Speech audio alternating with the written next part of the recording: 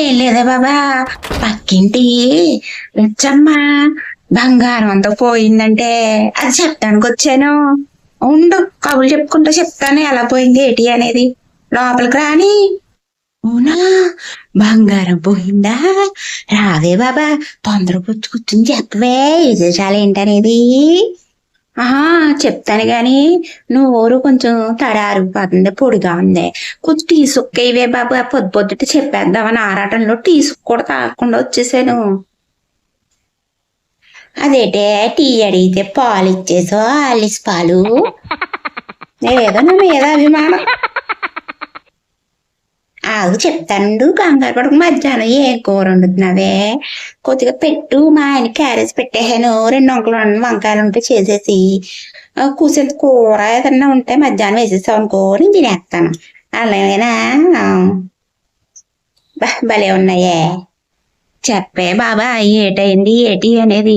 నీకు మధ్యాహ్నం కూరేటి, సాయంత్రం కూడా టిఫిన్ ఇచ్చేస్తాను. నువ్వు ఏది అడిగితే అది ఇచ్చేస్తానే బాబు, ముందు చెప్పే. ఎందుకే బాబు నన్ను ఎంత టెన్షన్ పెట్టేస్తున్నావు? ఓ దాని బంగారం ఉందని దిగేసుకుని పగలబొత్తా ఉండేది. బాగా అయ్యింది దానికి. ఇదేటే బాబా, బిర్యానీ చేసావా? సరేలే, మధ్యాహ్నానికి అయిపోతుంది. ఎందుకు ఏమనుకుంటున్నావు? దొంగలు వచ్చాడంట రాత్రి, దాని బంగారం అంతా పట్టుకెళ్ళిపోయాడంట. నేను పొచ్చుకెళ్ళి చూస్తేని బంగారం అంతా పట్టుకెళ్ళిపోయాడని ఏడుతుంది. ఏడుతుంటే ఈ లోపల ఆయన వచ్చాడే.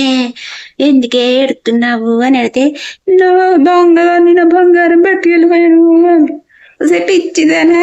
అది ఒరిజినల్ బంగారం కాదు, అదే 1 గ్రామ్ గోల్డే. నువ్వు ఏడుతున్నావు అని చెప్పేసి నీకు అలా చేంజ్ చేశాను. పర్లేదు. చిచ్చి, ఇదేదో చెప్తుంది అనుకుంటే సంతోషమైన వార్త.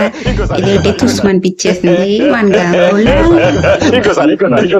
నా బిర్యానీ వేస్ట్. దీని మాటలు నమ్మి అన్ని పెట్టేసాను.